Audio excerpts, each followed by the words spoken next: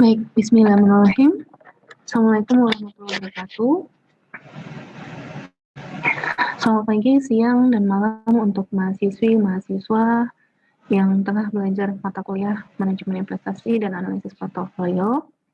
Kali ini berjumpa dengan saya di pertemuan ke-14. Kita akan lanjut untuk mempelajari tentang bagaimana melakukan analisis event study menggunakan Excel. Nah, sebelumnya saya izin menjelaskan sedikit secara ringkas tentang applied event study yang seperti yang sudah kalian pelajari dalam modul yang sudah saya berikan ya di pertemuan ke-12, dan juga kalian sudah melakukan sedikit rekapitulasi data di pertemuan ke-13. Studi peristiwa itu merupakan studi yang mempelajari reaksi pasar terhadap suatu peristiwa atau event yang informasinya dipublikasikan sebagai suatu pengumuman. Ini menurut Pak Jugianto. Nah, event study juga dapat digunakan untuk menguji kandungan informasi dari suatu pengumuman dan dapat juga digunakan untuk menguji efisiensi pasar. Ingat ya, kita masih dalam bentuk topik bahasan tentang efisiensi pasar, dan ini adalah pasar modal. Nah, silakan kalian boleh baca-baca ya tentang informasi atau teori yang ada tentang event study di banyaknya lampiran yang saya kirimkan dalam sikuli kita. Oke. Nah, pasar modal atau bursa saham di hampir setiap negara itu umumnya sensitif ya terhadap berbagai peristiwa di sekitarnya. Dan oleh karena itu sangat menarik untuk melakukan penelitian mengenai reaksi pasar terhadap peristiwa yang terjadi. Peristiwa terjadi ini bisa diakibatkan oleh banyak hal ya. Contoh misalnya tentang adanya kepedulian lingkungan hidup, hak asasi manusia, peristiwa-peristiwa politik dan kenegaraan, atau misalnya ada kerusuhan gitu ya. Dan juga misalnya ada contoh yang saat ini adalah tentang penetapan bencana nasional, yakni bencana nasional non alam gitu ya, yakni adalah COVID-19. Nah, sebelumnya WHO pada bulan Februari, seingatnya itu sudah menetapkan secara internasional bahwa COVID-19 itu adalah wabah global gitu ya, yang sifatnya adalah non alam. Dan baru pada April tanggal 13, Presiden kita menetapkan bahwa COVID-19 adalah sebagai bencana nasional. Dan kita ingin melihat reaksi pasar, bagaimana pasar bereaksi terhadap penetapan COVID-19 sebagai wabah nasional pada tanggal 13 April 2020. Nah, ini adalah contoh skripsi ya yang teman saya dulu, teman satu angkatan saya ya waktu S2 itu mengambil topik tentang aksi damai bela Islam ya. Dulu dia tertarik untuk melihat reaksi pasar terhadap peristiwa ini. Ya, ini kan ada aksi politiknya ya gitu ya. Nah, untuk yang praktek kita akan coba tentang penetapan Kepres nomor 12 tahun 2020, bagaimana reaksi pasar modal terhadap Kepres tersebut, gitu ya. Nah, karena kita masih dalam topik bahasan pasar efisien, jadi kalau kalian misalnya lupa gitu ya, apa sih itu pasar efisien? Jadi pasar efisien itu adalah pasar yang mampu menunjukkan harga saham yang sebenarnya, serta dapat memberikan jaminan atas kebenaran keadaan yang ditampilkan. Itulah yang dinamakan sebagai pasar efisien. Nah, di sini ada efisiensi pasar itu ada bagi dua ya, ada eksternal dan internal gitu. Nah, contohnya dan reaksi pasar ini itu ditunjukkan dengan adanya perubahan harga dari sekuritas yang bersangkutan. Ya, dalam hal ini kita gunakan objeknya adalah perusahaan-perusahaan yang masuk dalam indeks LQ45 atau likuiditas 45. Reaksi dalam hal ini adalah perubahan harga itu dapat diukur dengan menggunakan return sebagai nilai perubahan harga atau dengan menggunakan abnormal return. Nah, apa itu abnormal return? Abnormal return itu terjadi ya karena adanya informasi baru atau peristiwa baru yang mengubah nilai perusahaan dan direaksi oleh investor dalam bentuk kenaikan atau penurunan harga pasar. Dan Menurut Jogi Antoni menyatakan bahwa jika suatu pengumuman mengandung informasi, maka pasar akan menerima abnormalitan. Dan sebaliknya jika suatu peristiwa tidak mengandung informasi, maka pasar tidak akan menerima abnormalitan atau tidak terjadi abnormalitan yang signifikan, gitu ya. Nanti kita akan mencari apakah pada hari kesekian H plus 10 atau H plus berapa atau H min berapa itu ada reaksi dari pasar modalnya. Nah, selain mengamati abnormalitan, reaksi pasar juga diamati melalui aktivitas volume perdagangan saham yang dilihat dari nilai volume perdagangan. Dan para investor dapat juga melakukan pengamatan tentang informasi volume perdagangan yang dikaitkan dengan harga saham. Karena biasanya saham dengan volume perdagangan tinggi tentu akan menghasilkan return saham yang tinggi juga. Gitu. Dan seperti yang sudah kita cicil ya di hari kemarin ya di pertemuan ke-13 mohon maaf, itu kita sudah melakukan perhitungan pengambilan data ya. Sudah melakukan pengambilan data rekap melalui fantasyahoo.com dan kalian sudah dapatkan sampelnya, yakni adalah LQ45 sebanyak 45 perusahaan. Kemudian kalian juga sudah ambil data harga saham dari H-10 sebelum penetapan Kepres dan juga H plus 10 setelah penetapan Kepres. Jadi ada 20 hari perdagangan yang kita ambil sebagai sampel periodenya. Sedangkan sampel objeknya adalah LQ45. Dari harga saham tersebut nantinya kita akan mencari abnormalitan. Abnormalitan itu adalah kelebihan dari return yang sesungguhnya terjadi terhadap return normal. Nah, return normal itu merupakan return ekspektasian. Seperti biasa ya, rumus return normal adalah harga sekarang dikurangi harga sebelumnya dibagi dengan harga sebelumnya. Ya. Kemudian setelah kita menghitung return normalnya, kita akan menghitung expected return-nya. Ya, expected return-nya kemudian kalian cari expected, kalian kurangkan return normal dengan expected return itu, maka kalian akan dapatkan abnormal return-nya gitu. Nah, nantinya abnormal return-nya kalian akan rekap per hari. Nah, dari hari H-10, H-9 sampai H plus 10 itu kita akan melihat apakah ada reaksi pasar yang signifikan terhadap penetapan Kepres tersebut gitu ya.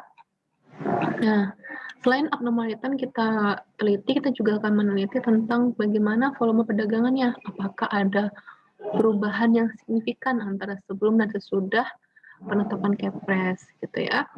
Dan di sini volume perdagangan saham kita nanti akan mencari total value activity-nya ya, kita akan membagi dengan jumlah volume perdagangan di hari tersebut dibagi dengan jumlah saham perusahaan yang beredar, kemudian nanti kita akan cari average-nya, rata-ratanya ya. Kemudian kita nanti akan bandingkan dengan uji beda ya. Baik, silakan kalian pelajari definisi personal ini dan ini langkah-langkahnya. Nah, nanti di akhir untuk menjawab apakah ada perbedaan signifikan antara sebelum dan sesudah penetapan Kepres, baik itu perbedaan dari abnormalitasnya atau perbedaan dari total value activity-nya, maka kita akan gunakan pengujian hipotesis uji beda. Uji beda nanti sebelumnya kita akan lakukan analisis uji normalitas, apakah datanya normal. Jika datanya normal, maka kita akan menggunakan per sample t-test untuk uji bedanya. Sedangkan jika datanya tidak normal, maka kita tidak akan menggunakan per sample t-test. Ya, kita akan menggunakan Wilcoxon Sand Rank Test, karena untuk yang data tidak berdistribusi normal, kita akan diarahkan ke uji statistik non-parametrik menggunakan Wilcoxon Sand Rank Test, gitu ya. Baik, kita akan masuk langsung ke Excel-nya. Sebentar ya.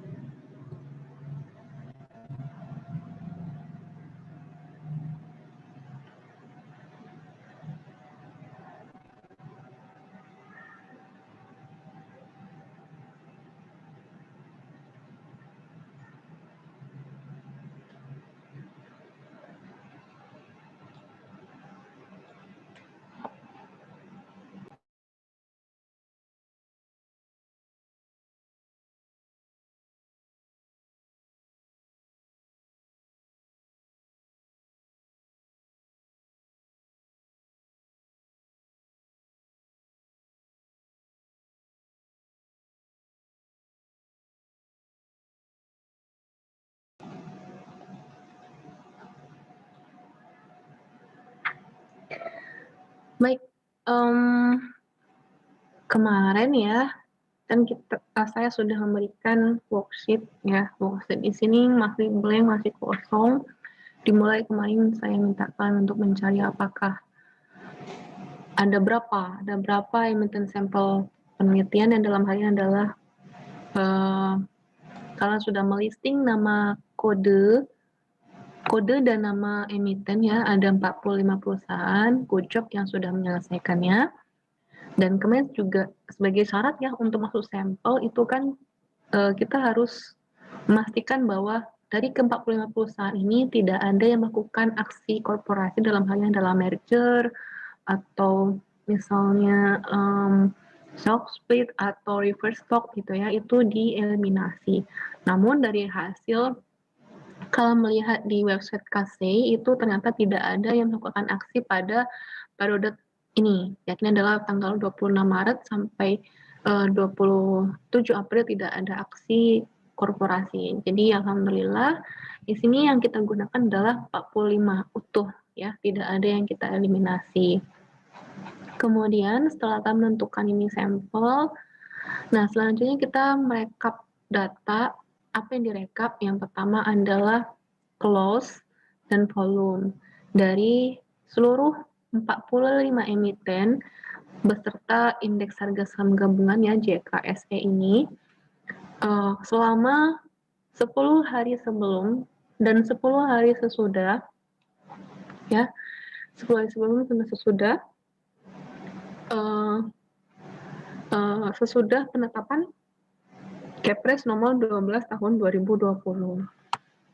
Nah, ini yang sudah kalian rekap ya, sampai yang terakhir adalah 45 waskita karya ya. Nah, oke. Selanjutnya kita pindah ke sheet harga. Sheet harga tampilannya seperti ini kan ya. Di tampilan kalian itu masih kosong informasi tanggalnya. Silakan kalian lakukan copy paste boleh ya, copy paste boleh atau mau pakai rumus juga boleh gitu ya. Jadi sesuaikan H+10 adalah 27 April hingga H-10 adalah 27 Maret. Oke. Kemudian kalian copy paste semua apa namanya nama emiten ya seperti ini sampai 45 emiten tersebut gitu ya. Cara yang cepatnya biasanya saya contohkan ya, biasanya copy yang ada di sheet listed share ini kita copy dari yang HS ya sampai ke WSKT, kemudian saya CTRL-C atau klik kanan copy, kemudian kita masuk ke sheet harga ya, klik kanan, kemudian taruh di sini ya, taruh di C2, klik kanan, kemudian kita klik paste special, paste specialnya diklik, kemudian kita klik transpose, dan klik value. Oke, kemudian kita klik OK saja. Nah, maka akan muncul seperti ini. Untuk tampilan yang kosong, saya ulangi ya. Saya contohkan. Saya copy yang HS nama kode ini dari atas sampai ke bawah. Saya copy CTRL-C. Kemudian kita masuk ke harga. Sheet harga kita klik di C2 ini. Klik kanan. Paste special. Transpose. Kemudian langsung klik value. Kemudian OK. Nah, kalau sudah seperti ini, kita lakukan yang sama dulu ya. Kita masukkan tanggal dan juga nama perusahaannya ya, seperti ini. Nah, perusahaan kita copy juga boleh. Ya. Oke, untuk semuanya kita masukkan informasi emiten dan informasi tanggal. Sampai ke terakhir ya. Tanggalnya juga semuanya ya. Untuk yang TVA juga sama. Untuk semua sheet yang ada informasi emiten silakan kalian copy ya, gitu ya. Oke. Oke, back to topic yang di sheet harga. Oke, kita mulai karena kita sudah selesai memasukkan informasi tanggal dan emiten, kita masuk ke sheet harga. Sheet harga di sini kita akan mengapa namanya? Memasukkan harga secara terpisah. Yang di sheet rekap ini kan kita ada dua informasi nih di sheet rekap ini kan ada close dan volume gitu kan. Nah, untuk yang harga kita pisahkan ya, cukup yang harga saja. Memisahkannya sesuai style kalian yang kalian mudah bagaimana terserah kalian. Apakah mau misalnya saya klik di sini terus saya sama dengan ya atau bagaimana gitu ya, terserah kalian. Dan oh ya, sebelumnya kan informasi di tempat kalian kan awalnya seperti ini ya.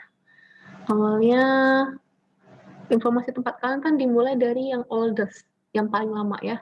Date-nya itu di rekap itu kalau nggak salah itu date-nya itu di 26 Maret gitu ya.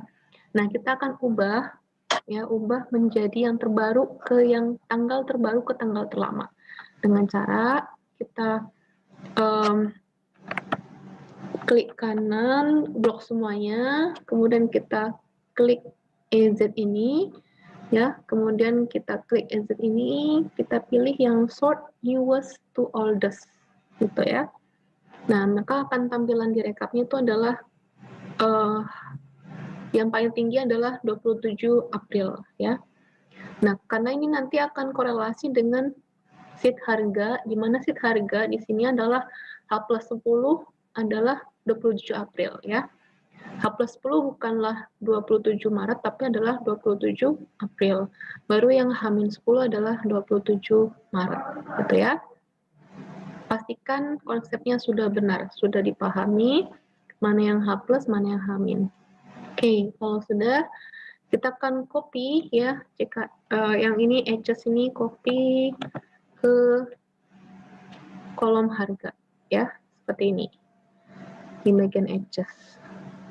Nah, sorry ya, seperti ini. Oke, sama juga untuk yang Android juga sama, kalian copy juga boleh, kemudian kalian paste di sini. Ya, oke. Terserah kalian mau cara apa, seperti apa boleh, dan kita lakukan hal yang sama sampai ke yang terakhir, ke yang waskita ini. Oke, ini adalah contoh dari mix. Nah, oke. Nah, kalau kita sudah input semua, pisahkan ya harga dan juga volume ya. Di sheet volume itu ada juga ya sheet volume, ini sheet volume. Sheet volume ini ada nih yang warna hijau. Kita juga akan pindahkan yang dari sheet rekap ya. Yang volume edges kita pindahkan ke volume rekap.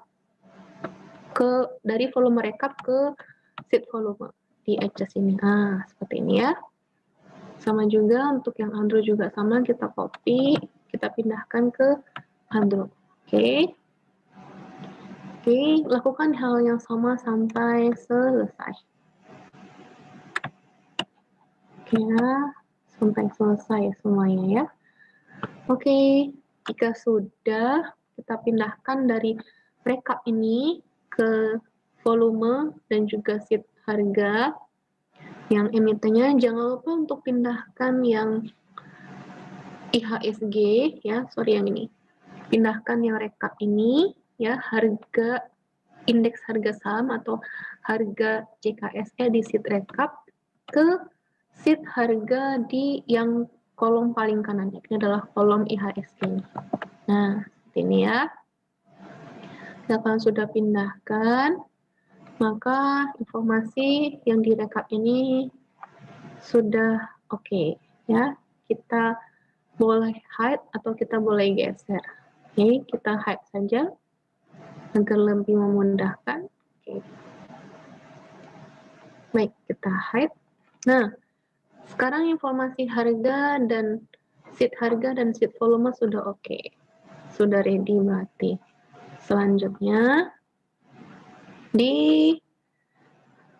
kita akan melakukan menghitung rata-rata untuk setiap harinya ya H-10 sampai H+10 itu di kolom AV.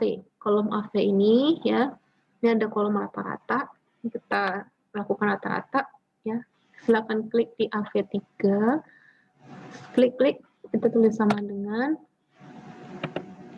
bentar ya, kita tulis sama dengan average ya, kemudian kalian blok dari C3 ya, dari edges ini sampai ke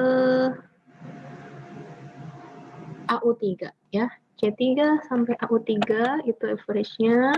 Nah, seperti ini. Kita dapatkan average-nya. Oke, kalau sudah, kita lakukan hal yang sama atau tinggal kita drag ya. Kita drag ke bawah.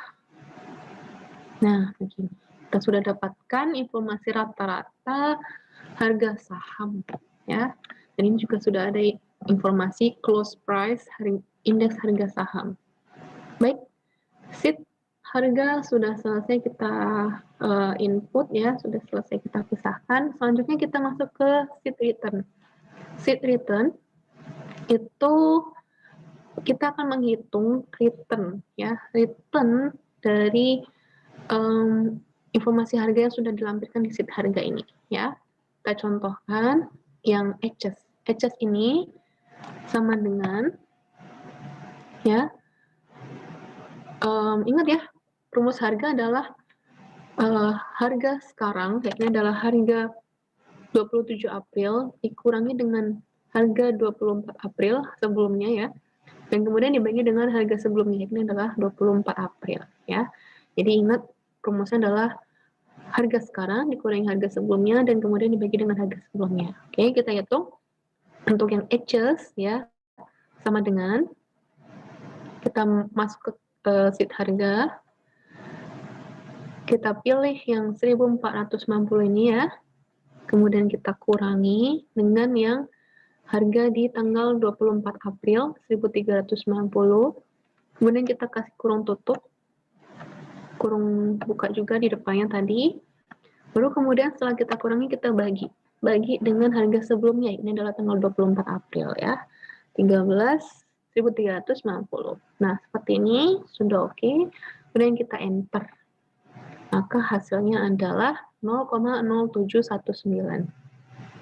Itu juga untuk yang Adro sama juga ya, sama dengan ya, kita masuk ke sheet harga, kita klik yang 900, kemudian dikurangi dengan 875, dikasih kurung ya, pengurangan ini, kemudian dibagi dengan 875 ya.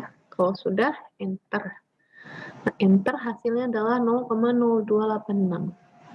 Lakukan hal yang sama atau kan tinggal blok juga boleh ya, seperti ini, blok atau blok ke kanan. Nah, gitu ya.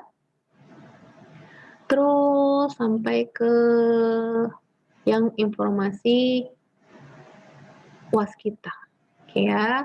Kemudian jangan lupa untuk menghitung return dari IHSG-nya juga, sama ya. Sama dengan masuk ke sheet harga, kita pilih yang 4.513 dikurangi dengan 4.496,06, kemudian pengurangnya dikasih kurung, kemudian kalian bagi dengan yang harga sebelumnya, ini adalah 4.496,06. Kemudian kalian enter. Ini adalah return dari tanggal 27 April ya, atau H+10. Kemudian kalian boleh drag ke bawah juga. Nah, jika sudah selesai kita menghitung return, selanjutnya adalah kita menghitung abnormal return. Abnormal return seperti rumus yang ada di sini ya. Abnormal return rumusnya tadi bagaimana? Selisih dari return yang diharapkan dengan return yang didapat ya. Jadi dalam hal ini kita akan mengurangi ya return dari emiten, kemudian dikurangi dengan return IHSG-nya ya. Kita akan kurangi sama dengan ya Jadi kalian silakan tulis di adjust H+10 ini sama dengan kita masuk ke sheet return ya. Kemudian kalian pilih 0,0719 ya, 0,07019 nama ini adalah C3 di sheet return. Kemudian kalian kurangi, kasih kurang, kasih minus dengan return IHSG-nya. Nah, kita klik return IHSG-nya adalah FV3. Nah, untuk yang FV3 ini kita akan berikan dolar di agar kolomnya nggak berubah-berubah ya, gitu ya. Jadi kolomnya tetap FV gitu ya. Cuma nanti pas kita drag, nanti tiganya berubah dengan sesuai barisnya. Nah, yang kita kasih kunci adalah FV-nya. Tiganya nggak usah dikasih kunci, gitu ya. Kasih kunci di bagian depan FV-nya.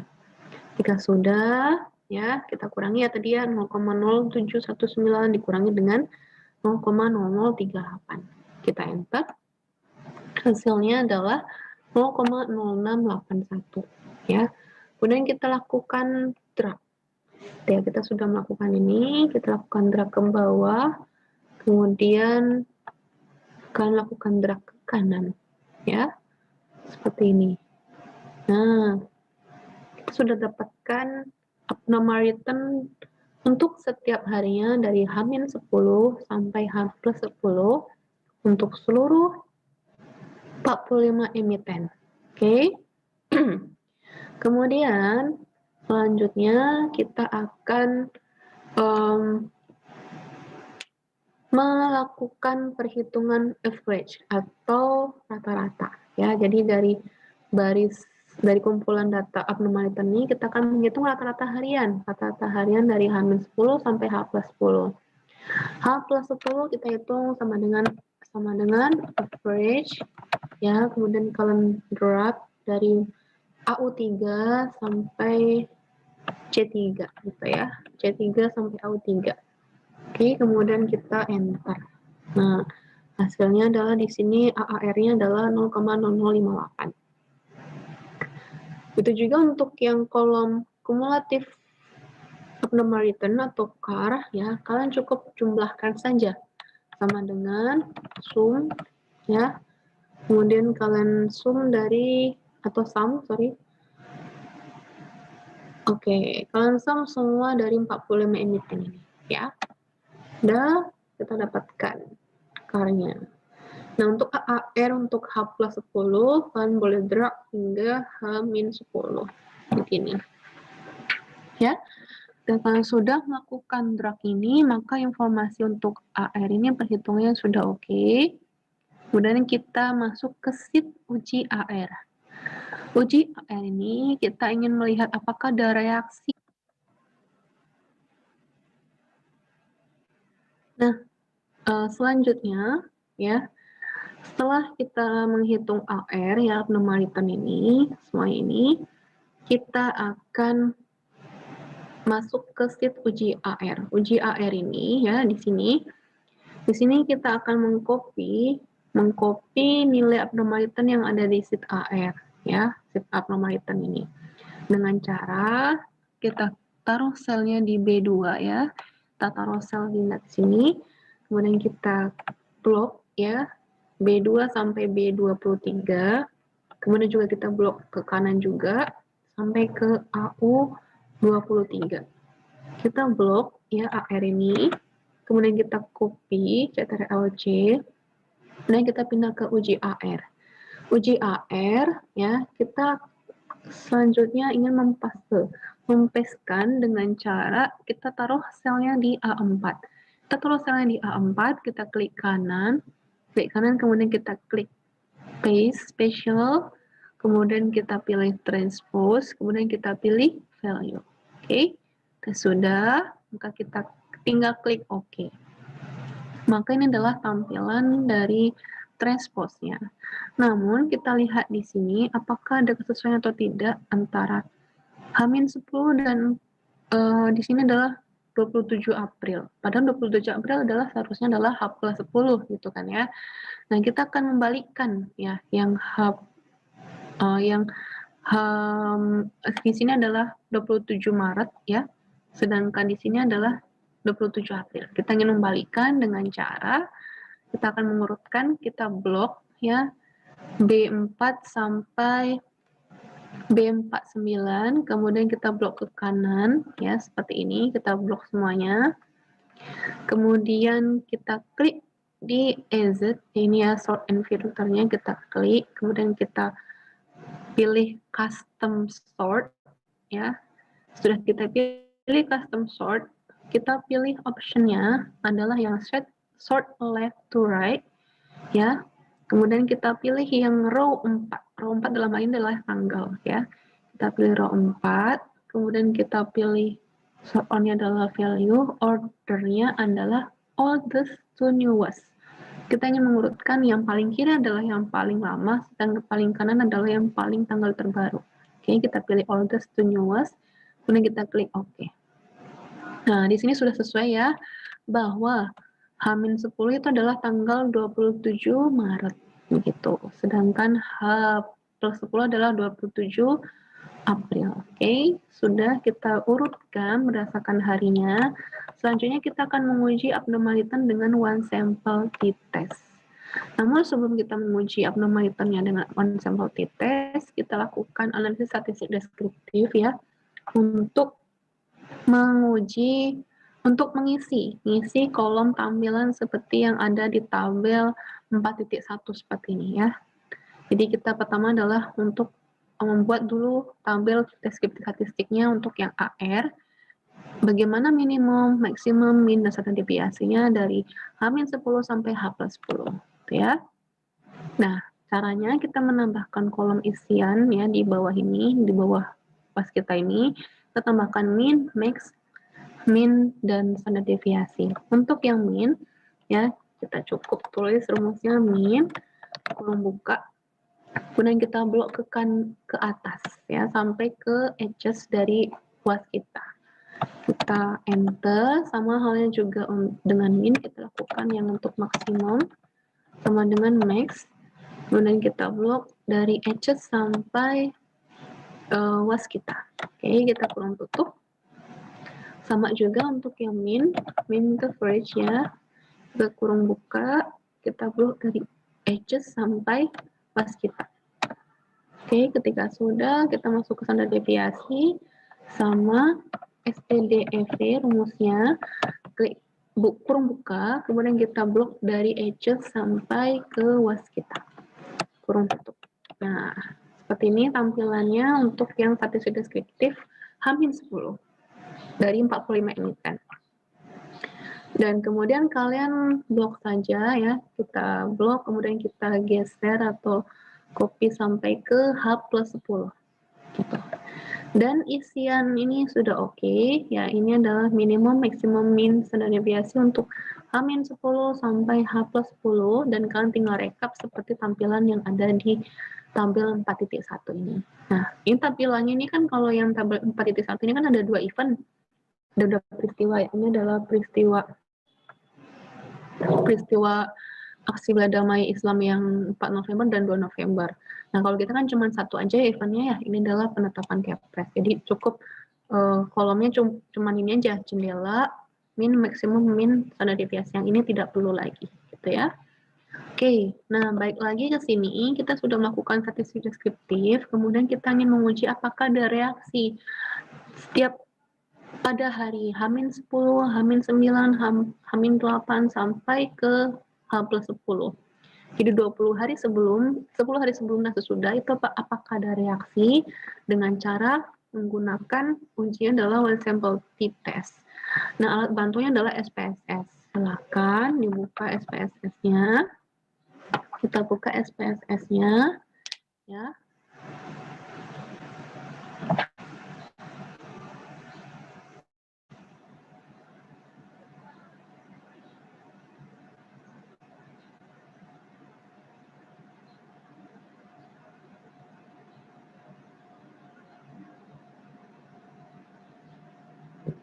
Oke, sudah terbuka SPSS-nya. Nah, untuk SPSS ini, pertama kita akan menguji itu ya, tadi ya, ada nggak reaksi. pasar modal pada H-10, 10 hari sebelum dan 10 hari sesudah. Nah, seperti biasa kita sentuh dulu untuk yang variable view-nya. Namun di sini saya tidak akan memberi nama di name-nya, saya akan langsung beri nama di label-nya. Label di sini saya akan gunakan H-10, H-9 gitu ya, H-8, H-7, H-6 sampai ke bawah ya. Gitu. Seterusnya kalau cara saya biasanya saya blok ini ya, yang di Excel ini saya blok H-H plusnya, kemudian saya copy. Setelah saya copy, saya taruh di klik sel bebas, klik kanan paste special, saya pakai transpose dan values, kemudian saya OK. Maka akan tampilan seperti ini, kemudian tinggal saya copy lagi, copy, kemudian saya taruh di label ini, seperti ini. Nah, otomatis muncul ya. Nah, untuk label sudah saya isi, kemudian name-nya sengaja saya biarkan seperti ini aja, nggak apa-apa. Nah, untuk desimalnya saya akan ubah menjadi 4 ya. Kenapa? Karena di Excel kita kan desimalnya ada 4, jadi kita sesuaikan. Oke, 4 gitu ya. Kalian boleh lakukan yang cara menurut kalian oke, sampai ke bawah. Kalau cara saya, biasanya saya akan taruh dulu di Excel, angka 4, sampai ke bawah saya kopikan seperti ini, kemudian saya copy ya. Setelah saya copy, kemudian saya pindah ke SPSS-nya, saya taruh, dan saya klik Ctrl V. Oh, bentar. Saya copy.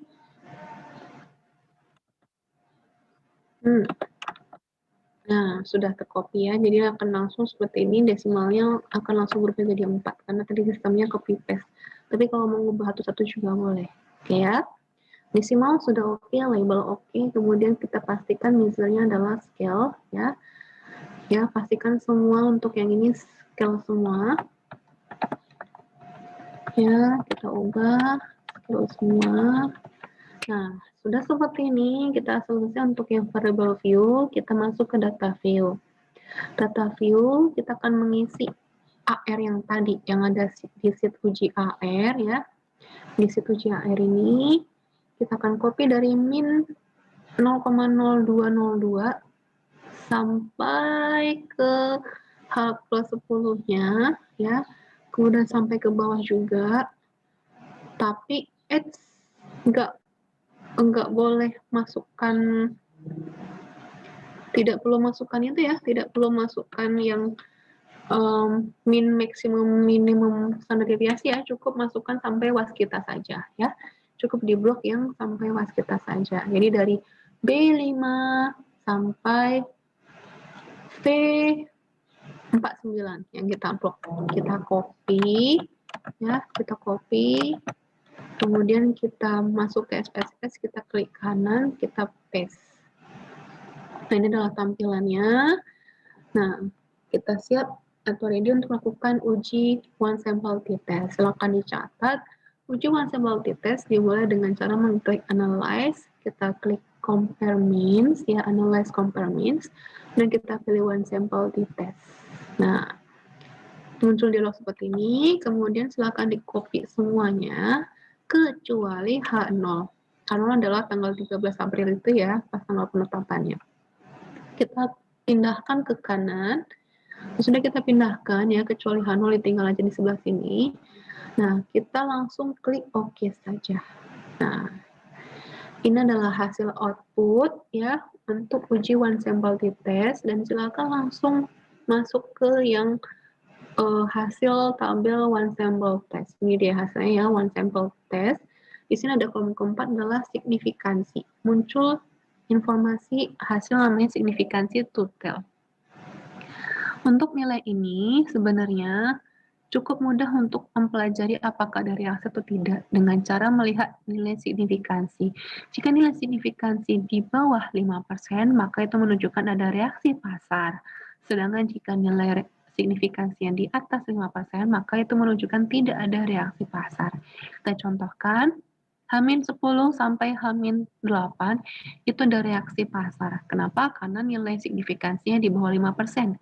Sedangkan H-7 itu tidak ada reaksi pasar ya. H-7 karena nilai signifikansinya di atas 5%, maka tidak ada reaksi pasar ya.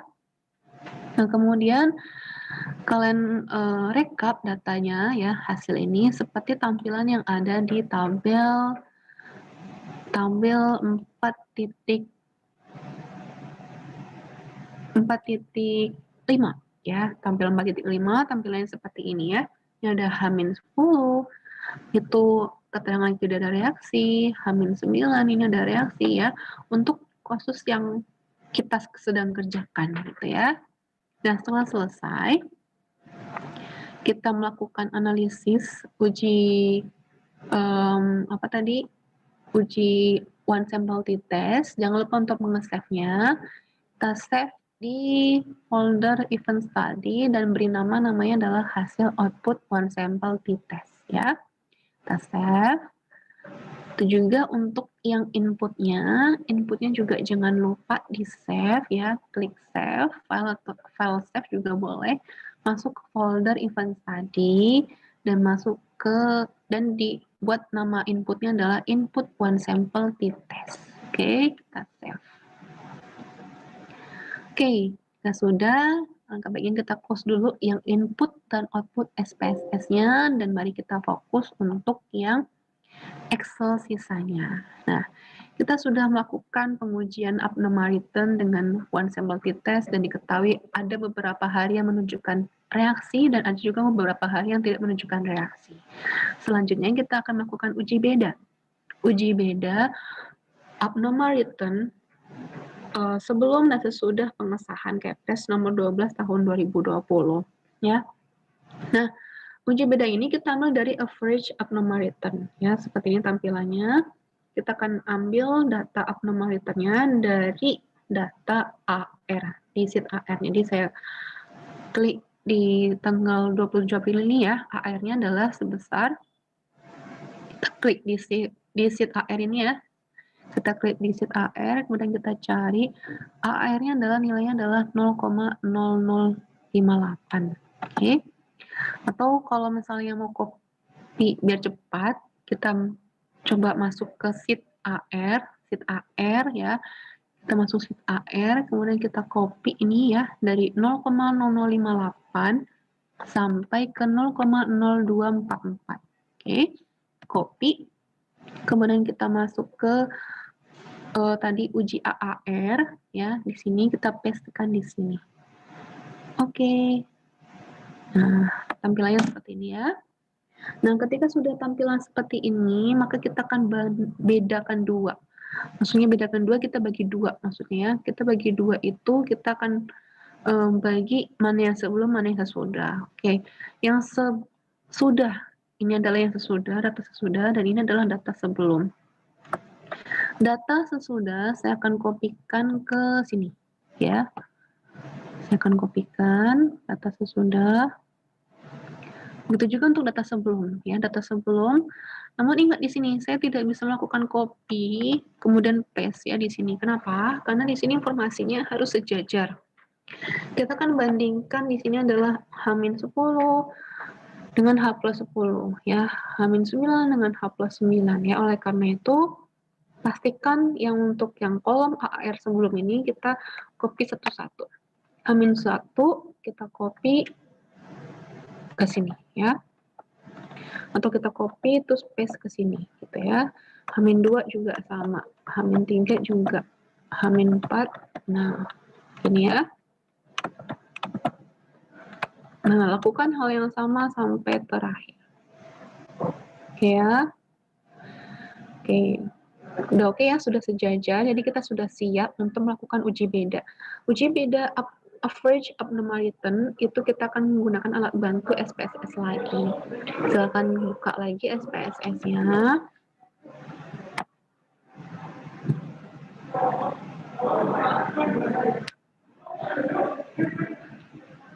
Oke, kita buka.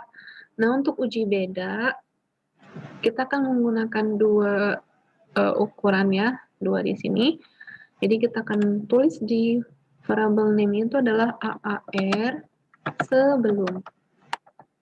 Yang di bawahnya AAR strip sesudah. Underscore sesudah. Untuk kolom name, kemudian untuk yang kolom desimal, kita masih menggunakan 4 desimal. Kemudian untuk kolom label, saya akan menggunakan di sini AAR sebelum penetapan. Nomor 12 tahun 2020. Ya, agak panjang nggak apa-apa sih gitu. Kalau mau nggak dibuat label juga nggak apa-apa sebenarnya, karena di sini sudah menunjukkan informasi. Sedangkan untuk yang AAR sesudah, labelnya adalah AAR sesudah penetapan Kepres. Oke. Oke, label oke. Kemudian measure. Measure-nya kita buat scale. Nah, oke ya. Name sudah sesuai. Desimal sudah sesuai. Label sudah sesuai. Measure sudah sesuai. Kemudian kita masuk ke data view. Data view, silakan. Ini boleh apa lebar kolomnya disesuaikan. Kemudian kita copy ya, kita copy yang ini nih, yang dari F4 sampai F13, kita copy, kemudian kita pindahkan ke yang bagian kolom sebelum ini. Itu juga untuk yang sesudah, kita copy, dan kita klik kanan di sesudah ini. Nah, seperti ini. Oke, kita sudah, maka kita ready untuk melakukan uji beda. Namun sebelum kita ingin mengetahui apakah ada perbedaan signifikan atau tidak, kita pastikan terlebih dahulu data AAR sebelum, data AAR sesudah itu sudah berdistribusi normal atau tidak. Jika, karena kalau berdistribusi normal nanti nama uji bedanya namanya adalah per sample t-test. Sedangkan kalau tidak berdistribusi normal, maka itu kita akan menggunakan Wilcoxon Sand Rank Test. Oke ya. Silakan kita pastikan terlebih dahulu data kedua ini adalah berdistribusi normal.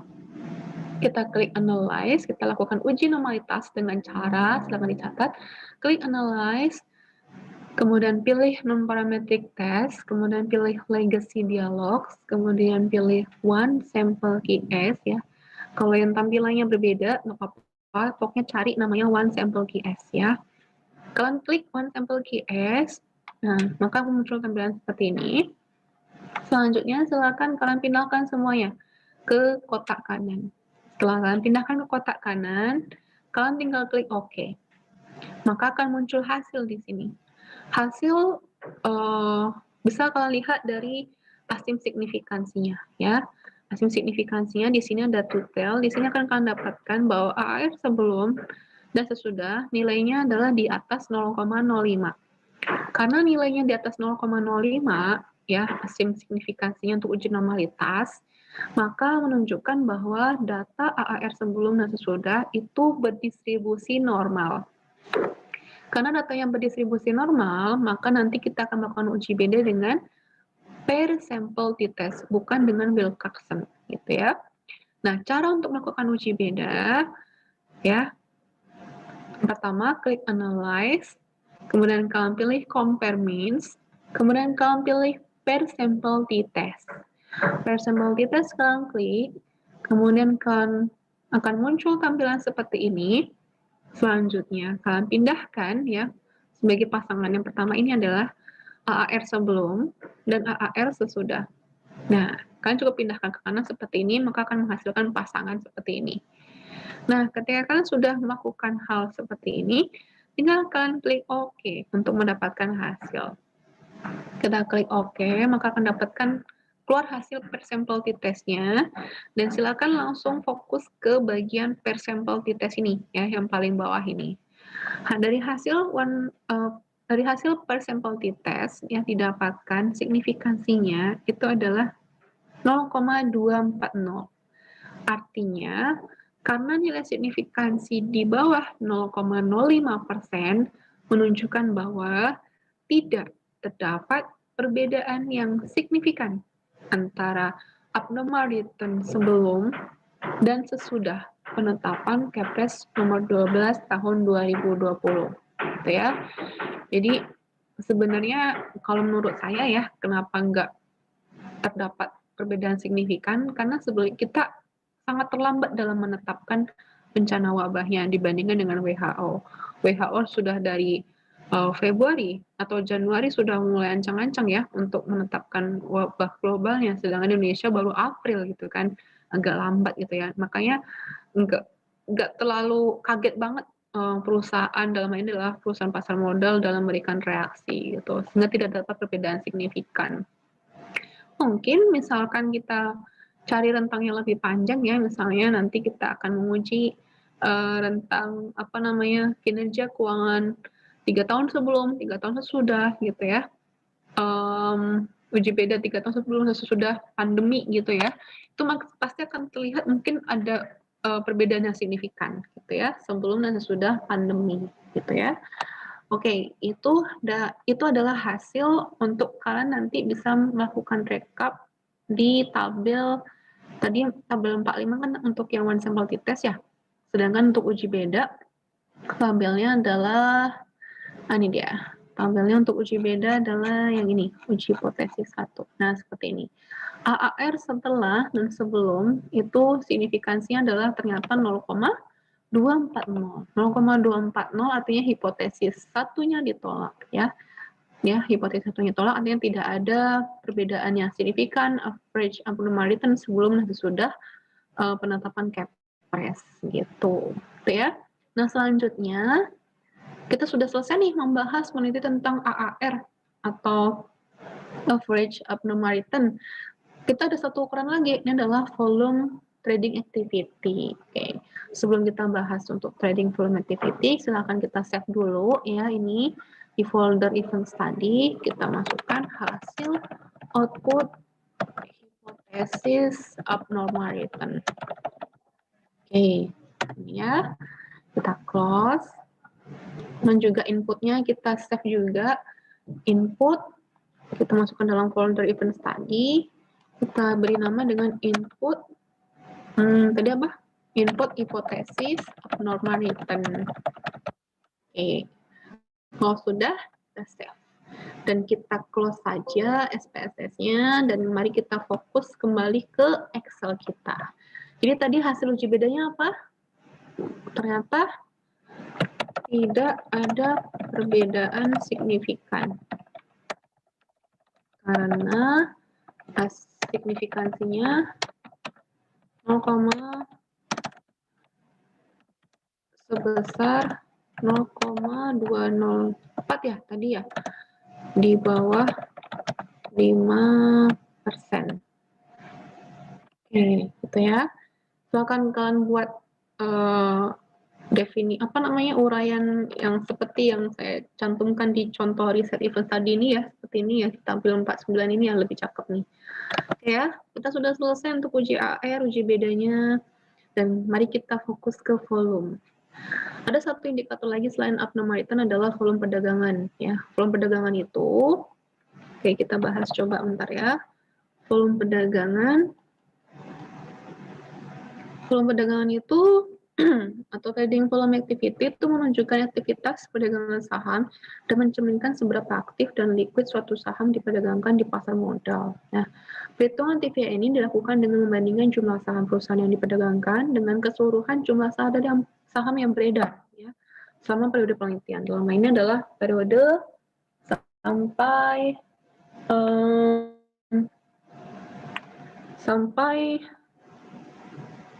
apa ya namanya? Sebentar, saya ada panggilan rapat, jadi sebentar ya, saya izin balas dulu.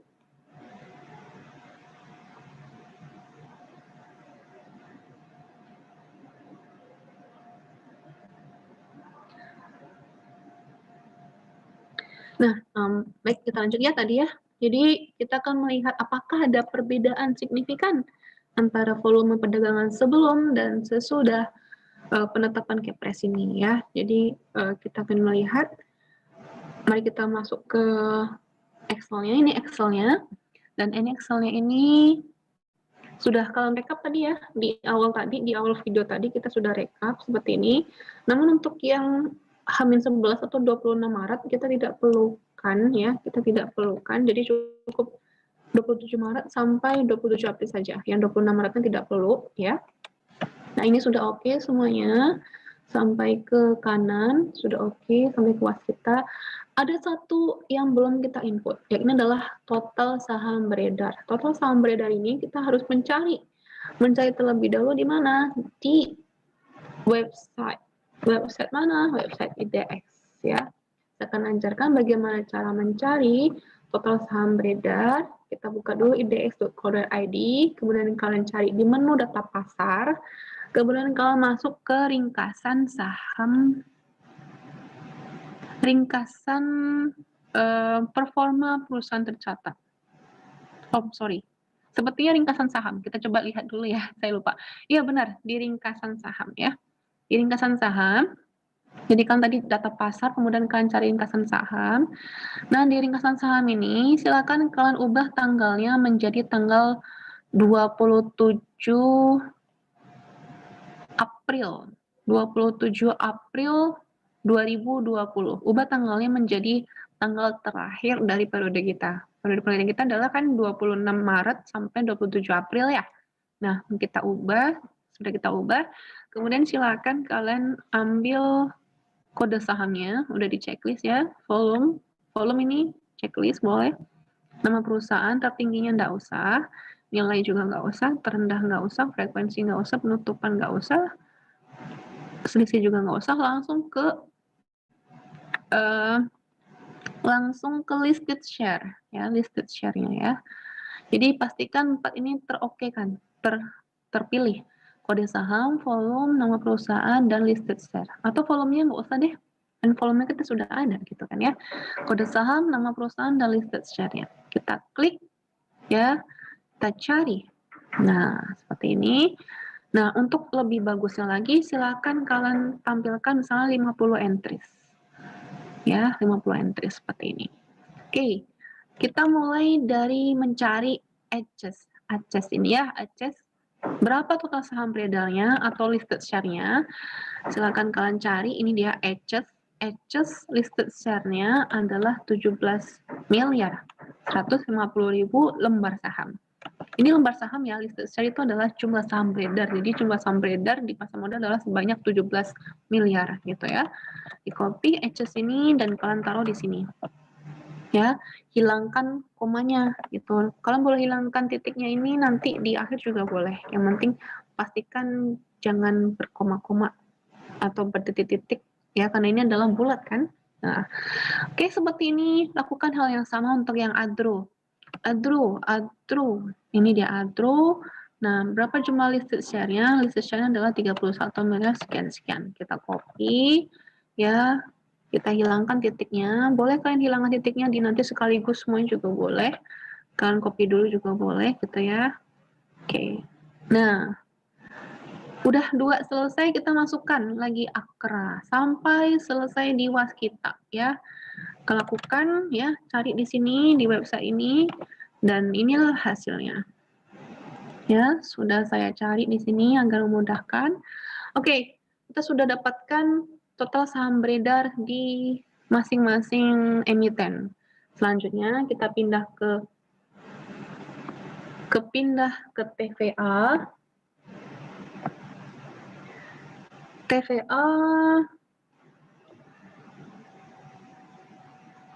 Di TVA ini ya kita akan menghitung trading volume activity-nya. Tadi kan volume perdagangan. Sekarang kita akan menghitung trading volume activity dengan cara sama dengan ya untuk yang Aces ini ya, untuk yang Aces ini di H+10 di tanggal 27 April sama dengan ya volume, diklik sheet volume, kemudian kalian pilih yang 18 juta ini ya, 18 juta ini di sini. Kemudian kalian bagi dengan jumlah total saham beredar Aces ya yang di bawah ini ya. Jadi kalian bagi yang volume perdagangan 27 April ini, yang Aces ini dibagi dengan total saham beredar Aces. Oke, bisa dipahami ya konsepnya ya. Nah, untuk nanti agar kalian bisa mengbloknya, mengopinya enak gitu ya, maka kita perlu kunci nih. Kita perlu kunci barisnya ya. Yang dikunci barisnya ya, bukan kolomnya gitu ya, yang dikunci barisnya.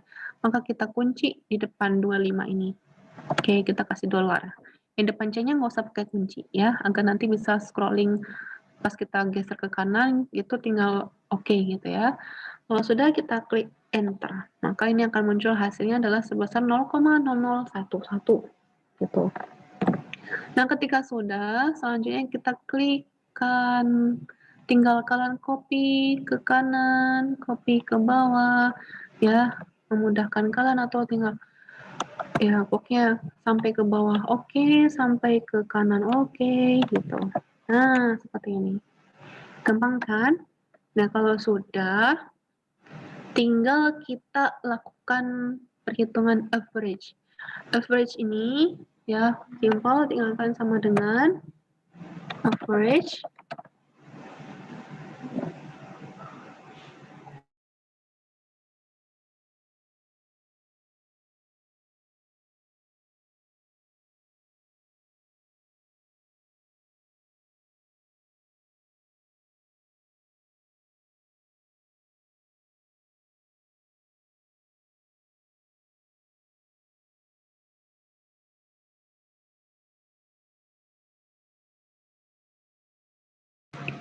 Nah, kita lakukan perhitungan average dengan cara masukkan klik average, kemudian kita pilih yang sel adjust sampai ke was kita. Oke, kita blok.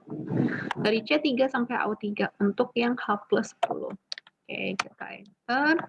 Kita copy. Kalau sudah kita enter, kita copy ke bawah aja. Nah, ini adalah hasil average trading volume activity-nya. Oke. Kalau sudah selesai di perhitungan TVA,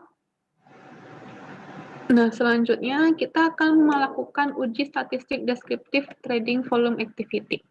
Ya, kita akan mencari hasil seperti yang ada di sini, maaf ini bentar ya, seperti yang ada di sini, tabel 4.3. Kita ingin menghitung atau membuat rekapan seperti tabel 4.3. Yakni adalah tabel deskriptif statistik trading volume activity ya. Kita akan melihat minimum value, maksimum, min, dan standar deviasi dari H-10 sampai H+10 ya. Di sheet uji TVA ya, uji TVA. Nah, caranya kita akan mengambil data di sheet TVA yang ini. Kita mengubah ya, kita copy dari B2 ke bawah sampai ke kanan. Yang kita copy, tidak perlu masukkan TVA-nya, kita copy aja sampai yang was kita. Jadi kita copy AU sampai C ya, dari baris 2 sampai baris 23. Oke, kalau sudah kita copy, kita copy ya dari B sampai AU, dari baris 23 sampai baris 2 ya. Kita copy, kemudian kita masuk ke uji TVA. Uji TVA ini kita taruh di sel A4 ya, di sini, di sel A4 ini ya. Nah, kita klik kanan, copy, klik kanan di sel A4, kemudian kita pilih paste, kemudian kita pilih transpose, kemudian kita pilih value. Oke, kalau sudah kita klik OK. Nah, sudah klik OK, ini hasilnya. Tapi kita perlu urutkan ya, karena ini yang H-10 harusnya kan 27 Maret gitu ya, bukan 27 April. Kita urutkan seperti yang tadi, kita blok B4 sampai V, ya B sampai V, dan sampai ke bawah. Ya, sampai ke bawah, jadi dari B4 sampai B49, kemudian juga diblok sampai ke kolom V, ya. Kita blok, kemudian kita pilih sort and filter, kita pilih custom ya di sini. Kita pilih custom, kemudian kita pilih opsinya adalah short left to right. Ya, kita oke. Kemudian kita pilih sort by-nya adalah row 4, row 4 ya, karena yang kita ingin urutkan adalah tanggal. Kemudian kita pilih sort on adalah value. Kita pilih ordernya adalah oldest to newest, karena H-10 adalah oldest ya, dan H+4 adalah H+10 adalah newest. Kita klik OK. Maka tampilannya pastikan hasilnya seperti ini ya. Jadi H-10 sudah sesuai dengan 27 Maret ya, H-9 30 Maret, H-8 31 Maret ya. Dan di sini juga sudah sesuai. Oke. Sudah kita sudah ready untuk melakukan uji statistik deskriptif yang gampang saja. Tinggal seperti yang tadi ya, caranya adalah sama kita tambahkan baris min, max, minimum sama standar deviasi, kemudian kalian lakukan seperti ini sama dengan min blok dari edges sampai ke bawah ya, sampai pas kita, kemudian enter. Sama juga untuk max blok dari edges sampai ke bawah, kemudian juga min sama min itu average ya, kita blok dari edges sampai ke puas kita, sama juga untuk standar deviasi STDV buka edges sampai puas kita, enter. Nah ini adalah hasilnya. Oke, kalau sudah ketemu hasilnya seperti ini, tinggal kita copy ke kanan untuk yang hari-hari yang lainnya. Kita sudah dapatkan minimum, maksimum, min, standar deviasi untuk setiap harinya dari H-1 sampai H-10 dan juga H+1 sampai H+10. Dan silakan kalian rekap seperti tampilan yang ada di tabel 4.3 ini, Descriptive Statistic Trading Volume Activity. Nah, sudah selesai untuk uji statistik deskriptif. Selanjutnya yang terakhir ya, sedikit lagi kita masuk ke ATVA.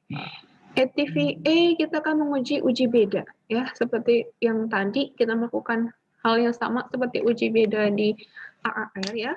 Jadi uji beda AAR itu sama ya, tinggalkan copy ya dari sheet TVA. Kalian copy nih hasil average trading volume activity ini, kolom ATVA ini kalian copy.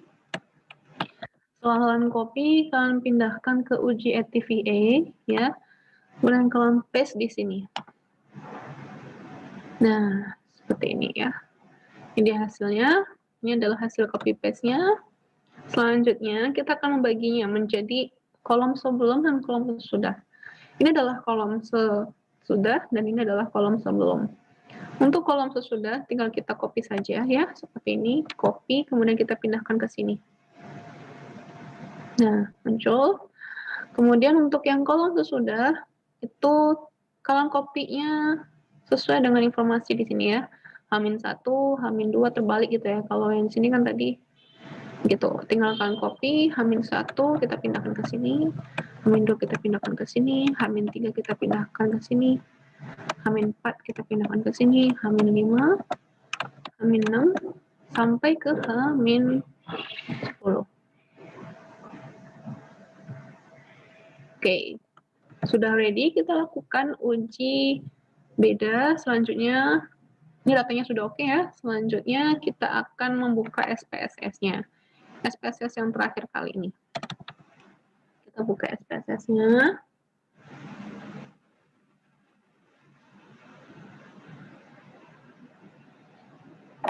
Sudah, kita masuk ke menu variable view. Variable view di sini seperti tadi, kita akan tulis di kolom name-nya adalah ATVA sebelum. Dan yang kedua ATVA sesudah. Kemudian untuk labelnya, untuk desimalnya kita pilih 3 atau 4 tadi, ada 3 atau 4. Kemudian untuk labelnya kita pilih ATVA sebelum,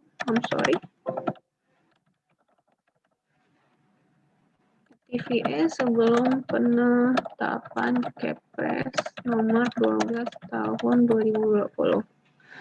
Untuk yang label yang kedua tinggal diganti. ATVA sesudah penetapan Kepres nomor 12 tahun 2020. Label oke. ya. Name oke, decimal oke, label oke, measure-nya jangan lupa pastikan adalah scale, ya. Oke, ready. Selanjutnya kita masukkan data ke data view. Data view dari Excel ini. NTPA sebelum kita pindahkan ke sini, ya, kita sesuaikan.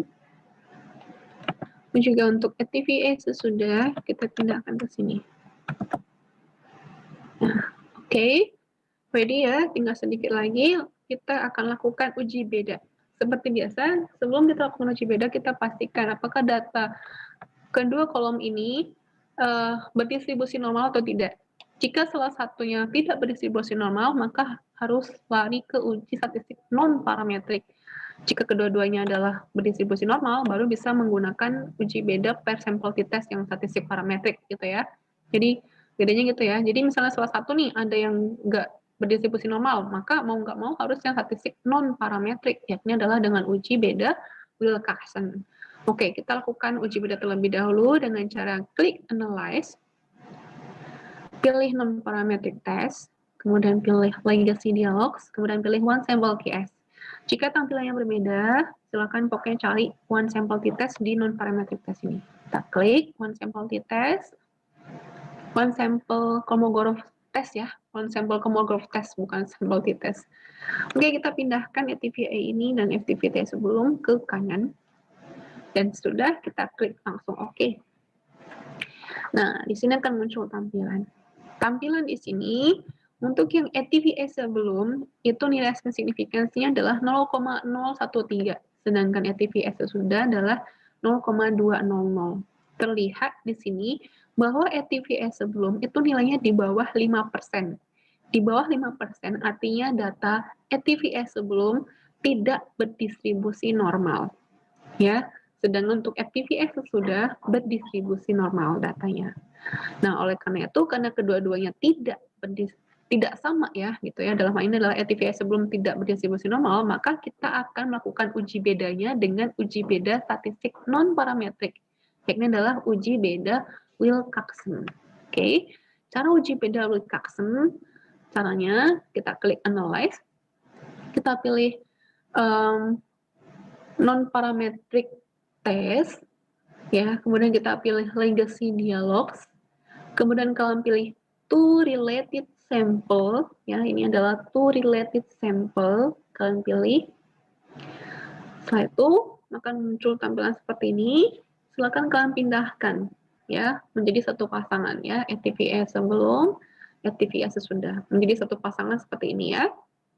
Kemudian kalian pilih Wilcoxon test type-nya. Kemudian tinggal kalian pilih OK.